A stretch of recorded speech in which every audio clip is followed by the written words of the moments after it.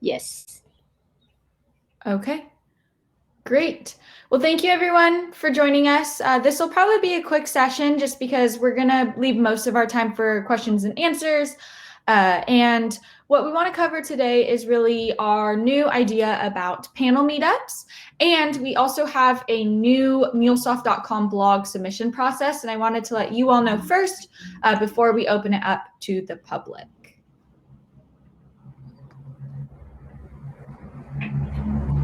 Yes. So I'm going to explain what is panel meetups.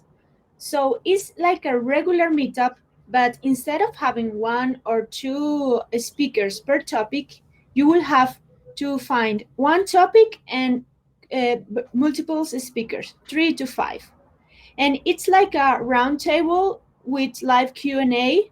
So you can find participants from different countries and backgrounds, positions, and companies. So you will have the different touch. And we recommend that it will be 1 hour long chat. It can be more or less, but not like 2 hours. And this is a new way to engage with the meetup participant and to network as well.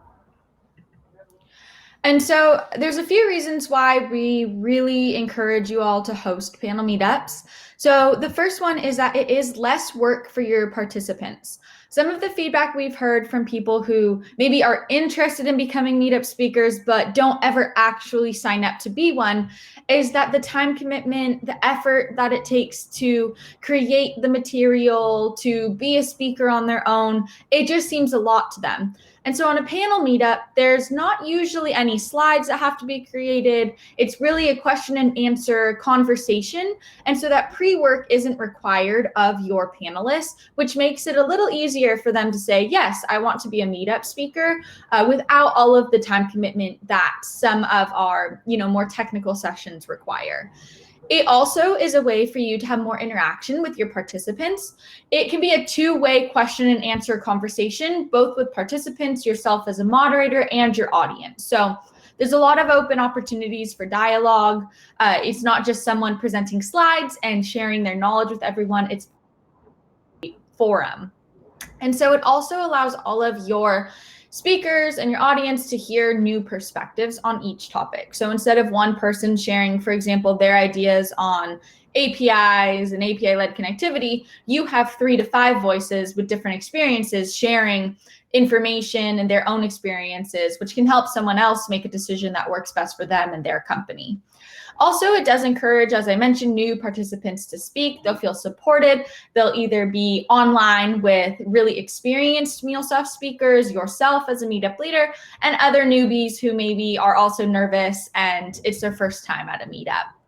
It's also just fun, and it's something new to try, just to kind of mix up your, routine of meetups, give your audience something to look forward to, and hopefully find some new people out in your community to join your meetup group who maybe find the topic of your panel meetup or the idea of a panel meetup to be really engaging and exciting. Yeah, and talking about the best practices, as Sabrina mentioned, we kind of advise to you that pick a broad topic so everyone has a point of view regarding that. And it's important as well when you share the questions like 3 days before the event with the speakers. So they come to the meetup prepared to give the right answer.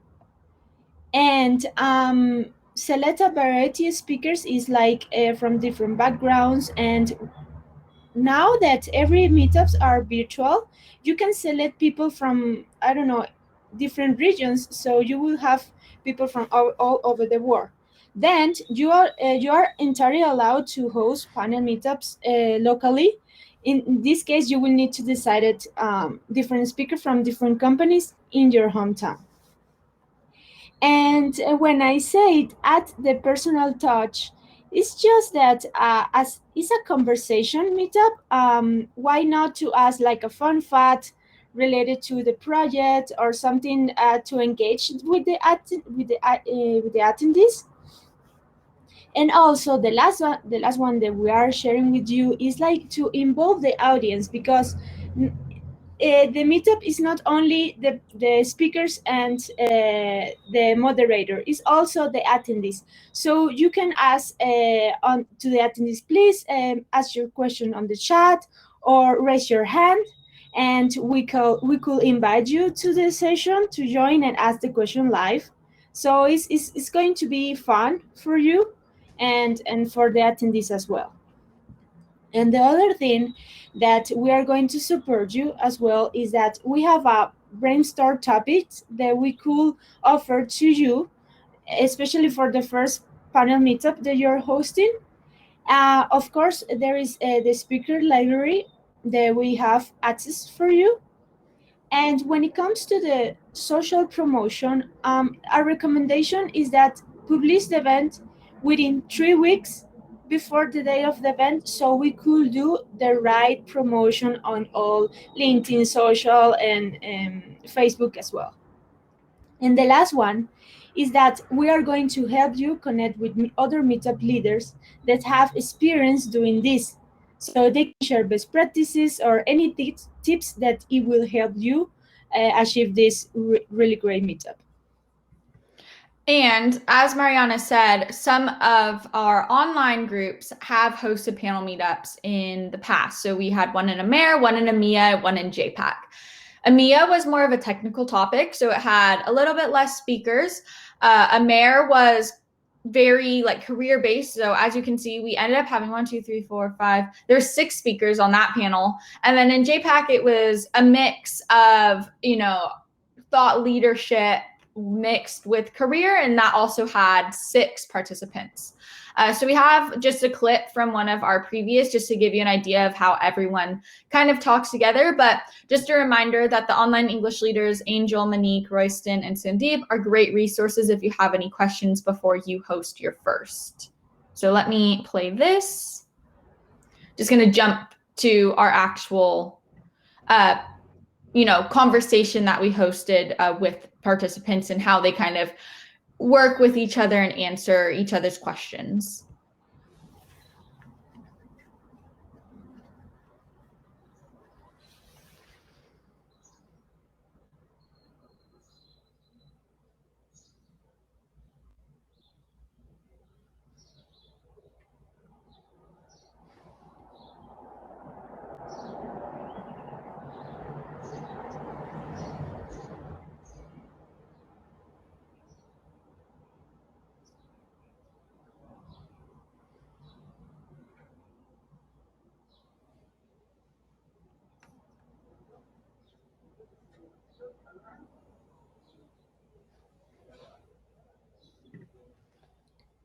I can hear the video. Can you hear? Oh, it might only be for you playing on mine. Okay. No worries. Well, if you want to check it out, here, let me just post the link for you all in the chat, and then this way you can watch it on your own time. Any ones that you want. So this is the one that was playing. Funny that it played for me, but no one else. I thought everyone could hear it. Okay. Well, that is a link to watch it on your own. It's about a little under an hour. But yeah, if you have questions on that, if you watch it on your own time, just reach out later. I'll let Mariana take over with the 5 easy steps to host your first panel. Okay, awesome. So you decided to host your first panel meetup. What's next? Yeah, the video was playing on the Sabrina Herford. No, but it's okay. They can, if you like, Sabrina shared the link, or if not, you can go to the online English group and they have upload all the videos. So talking about the 5 steps. When I say pick a broad topic to have multiple perspective, it's like you can talk about career journey and listen to all the different career journey from the speakers. You can talk about industry through leadership, and others is like pick a use case related to any point, like a data weight, a Munich project using in your company, and then listen to the different experience. And then the second point is like take advantage of the meetup leaders, mentors, and ambassadors. You, as a part of the community, are the expert in MuleSoft, and you can ask each of them to present in your community meetup when it's virtual. When it's local, you can reach out to your own network and see if anyone is interested to participate. It will be good because we don't know anyone, so they can join to our community and they can become champions, and and the last one is pick a date that everyone can do it. And the last one is to select to publish the date with time, so we can help you promote. Remember, 3 weeks ahead is the best time for us. And that is our brief 5-slide overview of panel meetups. We will be on for a while to answer any questions. I'm going to go over the new blog process probably around 8:20, 8:25. So for the next 10, 13 minutes, we can answer any questions you have. Don't be shy.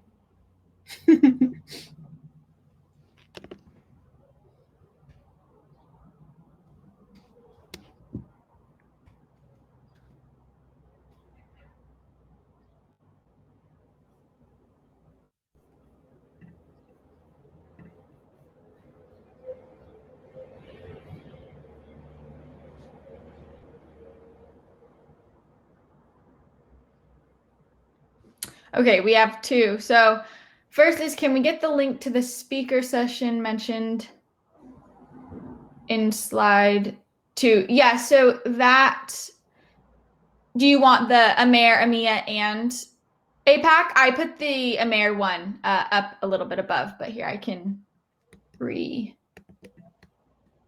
it. And then Mariana, can you walk through the last slide again about the 5 steps? I'll go back to it. Yes, the broad topic is like selecting a topic that it has multiple perspective. I said, for example, career journey, a use case related to any point. For example, using data weight in your company, and or Munich, etc. So you will hear the different projects that the speakers worked, and it was good, it was bad, it was difficult. It's kind of interesting to see their perspective. And the second thing is that network use the private Slack channel to reach out meetup leaders, mentors, and ambassadors is possible too, to find new people to speak in your panel meetups as well, if you are hosting virtual.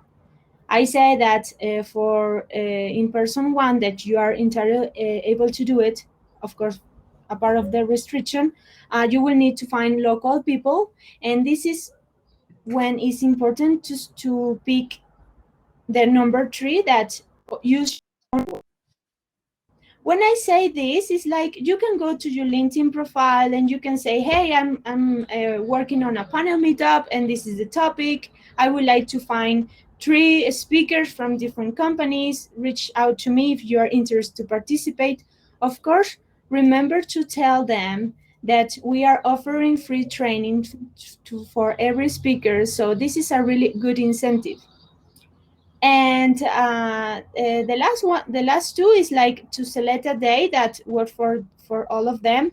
And we say that because every region is different. For example, we had a meetup in Hong Kong that it was on Sunday, and I was thinking that it was not a proper day to host meetup, but they said they had a good numbers of attendees and the speaker could join that day, so it's okay. And the last one is to have enough time to enough time to promote the event, and that's it.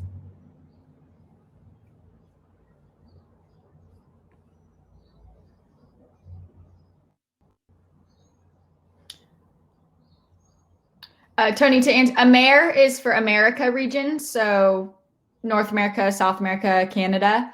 EMEA is Europe, Middle East, Africa, and JPAC is Japan, Asia Pacific, and Australia, New Zealand.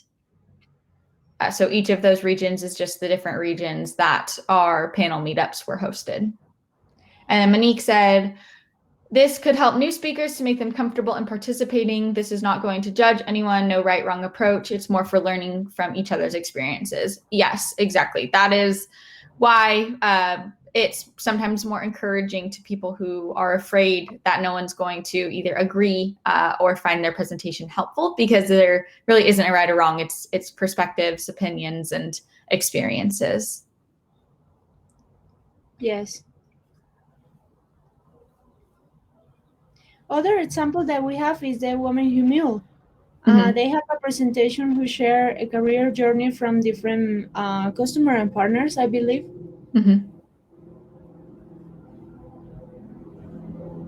And you can make these as technical as you want. So if you wanted to say, make the topic broad in the sense, like Mariana said, if you chose like at any point use case. So you're like, tell us about your coolest data weave creation. Then someone, could share a problem they solved using data weave. Someone else could just talk about a tutorial with data weave. Like there's no wrong answer.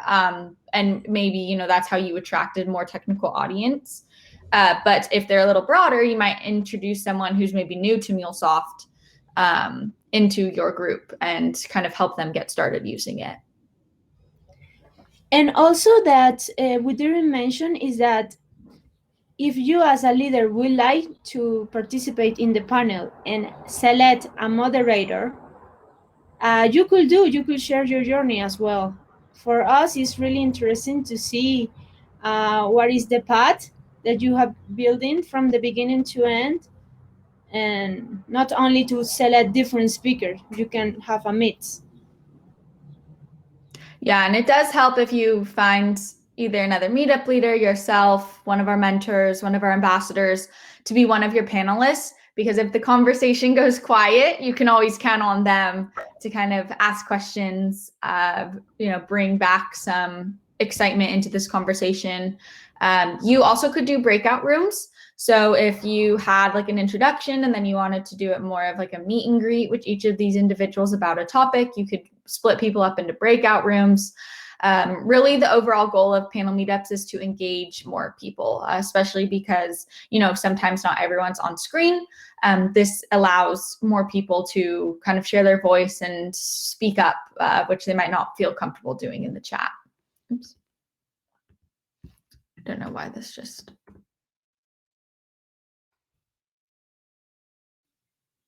Yes, Monique said one of the challenges could be finding a common time that works for all of your speakers. So ask for some alternatives. Yes, I would say the hardest part about scheduling panel meetups is finding the date and time that works. So what Mariana and I recommend is it's almost like a first come, first serve basis. So if someone says like, I want to speak on your panel, I'm available at this date and time, maybe you run with that date and time, and then you invite other speakers saying, I'm hosting a panel meetup on August 5th at 9 a.m. Pacific. If you're available at that time, I would love for you to be on the panel. That, yes, it can make it a little harder to get people to commit, but also if you leave it wide open and say, oh, like we're going to have a panel meetup, no date, no time set, it's hard for someone on their own to commit to a time and a date that they want. So just a little tip for that. Okay, just for the sake of time, and I think Mariana has to drop, I'm going to move on into our blog submission process. So if you have any more panel meetup questions, feel free to post them in the chat, and I can also send them to Mariana later today when she's available. Thank you, and it was a pleasure to meet you all. Bye, and thank you, Sabrina. Good luck. Yes. Okay. Now we're going to get into the MuleSoft.com new blog submission process. So really what we want to cover today is why you should and want to write for MuleSoft.com, and also why we need to change the process of how to get content published on the blog. So basically first point, why would you want to write it? Well, it's a great opportunity to build your personal portfolio. Your name is on the MuleSoft.com blog. People can search for you. Your article gets shared by MuleSoft employees, community members, gets all over social. MuleSoft social shares it. Sometimes Salesforce social shares it. So it really just, builds this recognition of who you are. And also it's recognizing you as a top community contributor. So each quarter, we round up all of the MuleSoft community contributed blogs on MuleSoft.com. And this gets its own section in our roundup.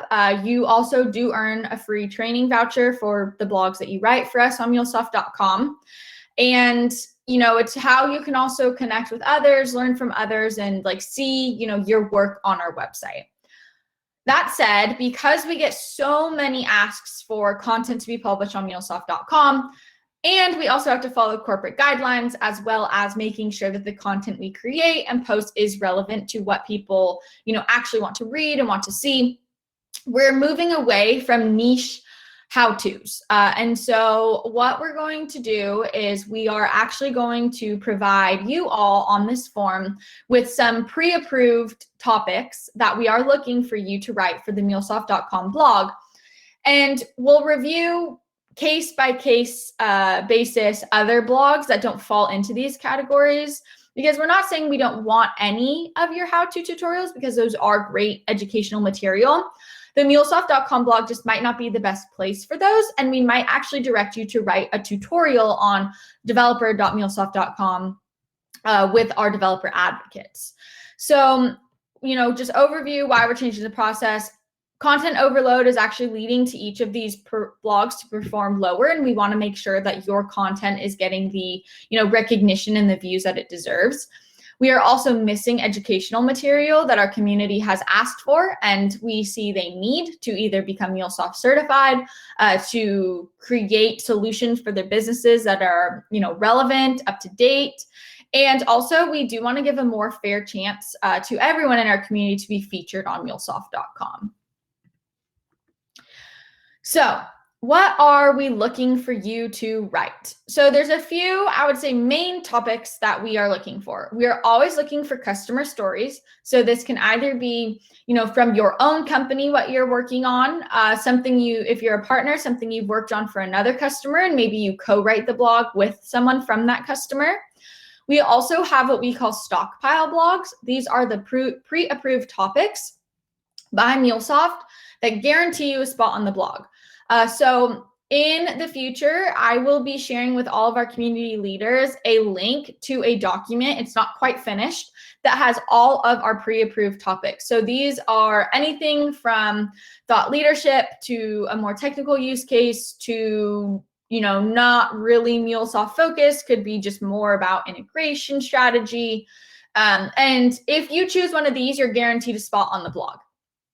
And the third one are popular topics the community asks to see to help them learn. So for example, data weave and MUnit are always popular topics. So if you have not a niche use case, but something that others could learn from and could utilize in their everyday work, that topic also will help you get a spot on the MuleSoft.com blog.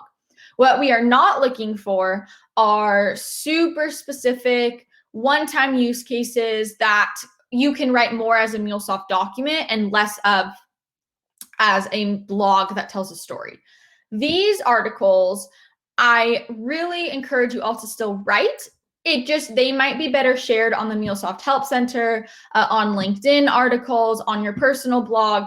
And then what we can do is we collect the best ones and we post them in the community roundup. So you're still going to get visibility into your work on MuleSoft.com blog. It just might not be a blog on its own. It might be grouped in with other relevant use cases, or we might direct it to become a tutorial.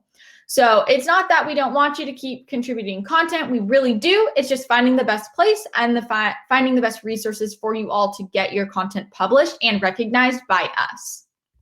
And so what we actually did is we created a new submission form. I'm going to send this link in the chat, and I'm also going to share it on the screen. So we have a new form that's super easy, takes a few seconds, and it's actually to save you all time. Often we see someone already having a draft of their blog created, they send it to us, and then if it's not approved, they have a full draft of a blog that we don't have anywhere to publish it. So instead of doing that, what we are asking is in this top portion, pretty soon, we're going to have a link that shows all the pre-approved topics. You'll fill out your email. You'll select how you participate in the MuleSoft community. So if you're a meetup leader, you would select meetup leader, mentor, ambassador, ambassador. If you are not, everyone on this call is one of these three. For the general community, they will choose one of these. However, top priority will go to meetup leaders, mentors, and ambassadors for writing on the MuleSoft.com blog. We'll also ask you if you've written a blog with us before, because that means that we already have all of your author bio. We know your writing style. We can look at the performance of your previous blogs, etc. Then we'll ask you to please select the category you believe your blog falls into. So it can either be a how-to tutorial, integration strategy, MuleSoft journey, so career and or training journey, connectors and templates, digital transformation, customer story, other. We would also ask you for the title of the blog you would like to submit. So if you choose one of our stockpile blogs, there are pre-approved titles for the blog. You would copy paste that into this section. For the providing an abstract, we want 3 to 4 sentences about your blog. If it's a stockpile blog, you can just say stockpile blog. Will work with the MuleSoft community team to create an outline. If it's your own blog, you will provide us 3 to 4 sentences. And then if you have already shared this blog somewhere else, we need to know, because we do not allow blogs that have been posted on other websites to be posted on MuleSoft.com. So that's really important to keep in mind. If you have shared something, for example, on DZone or your personal blog, that can go into our community roundup, but we will not and cannot share that blog on MuleSoft.com. So it has to be original content for MuleSoft. After it's posted on MuleSoft, you can use it other places, but it has to be posted there first. And then we do, if you have written a blog before, not with us, just could be on your own, we would love to see an example, just so we can get a feel for your writing style, the best form of outline to share with you. And then you click submit. And Jess, who runs the MuleSoft blog, and myself will be reviewing these on a bi-weekly, monthly case. And then we will let you know if your topic has been selected. So that is the blog process. Not too difficult, not too different, just really to help make sure that we're putting the best content forward. So if you have any questions, post them in the chat. I see Tony has one. What is a stockpile blog exactly? So a stockpile blog is really, I would consider it like content that MuleSoft has deemed important to our community and important to our industry. So let me actually share with you one of our stockpile blogs.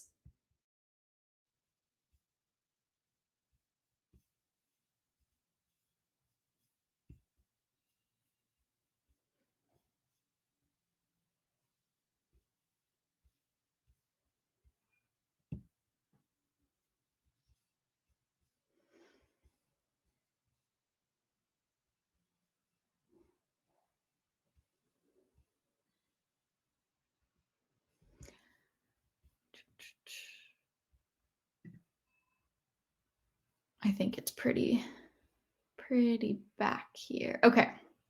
So like this one by Eduardo, he's one of our ambassadors. This was a stockpile blog. So it's more of a general how-to. So it's just how to maintain the quality and reliability of your API. So it's something that a lot of people are, maybe interested in or could learn from. And so it's less of like for example, if you said like how to maintain the quality and reliability of your APIs in X scenario, that would be too specific. So they're just a little bit broader and a little bit, I would say, more thought leadership, really. They're less technical.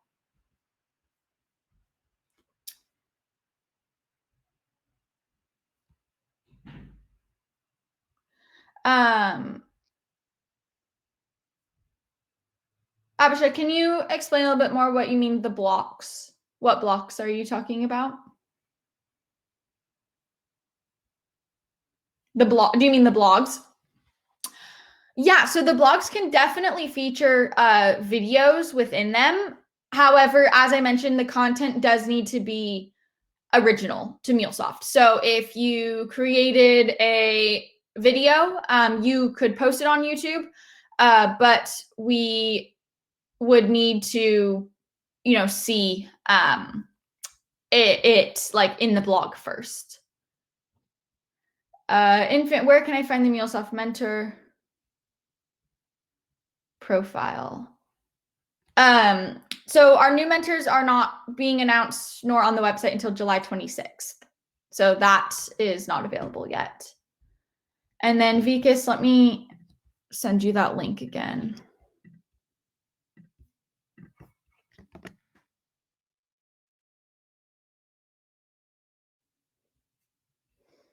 And then let me give you all a sneak peek of what some of the stockpile blogs actually look like.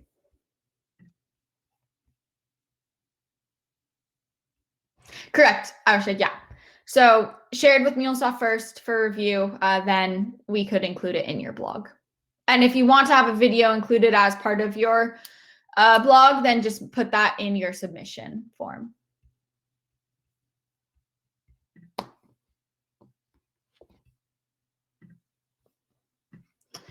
So as a little sneak peek, this is the document that we're going to link to.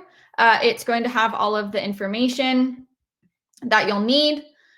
So basically down here, this will show all of the available topics. So as I mentioned, titles are pre-available. So this would be what you would copy and paste into the form.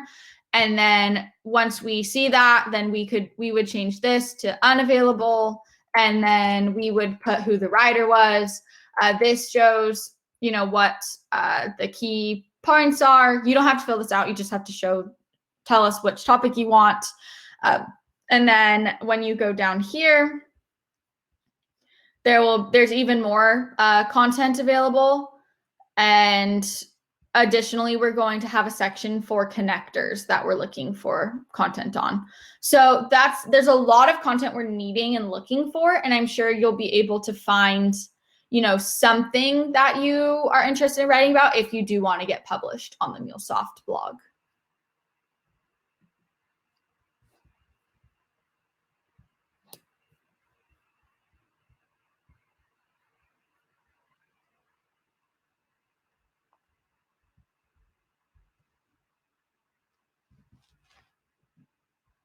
And I guess just overview of the blog process.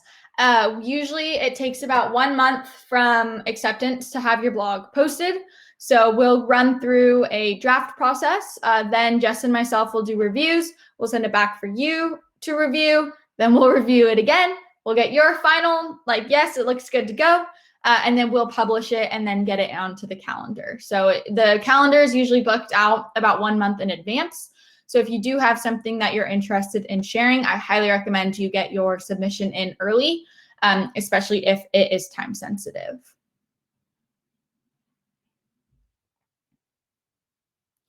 And that's all I had today. So if there aren't any more questions, you can also always, Slack me. Feel free to drop off. Thank you for listening, and we will share the deck from this call with all the links and the examples for panel meetups probably next week.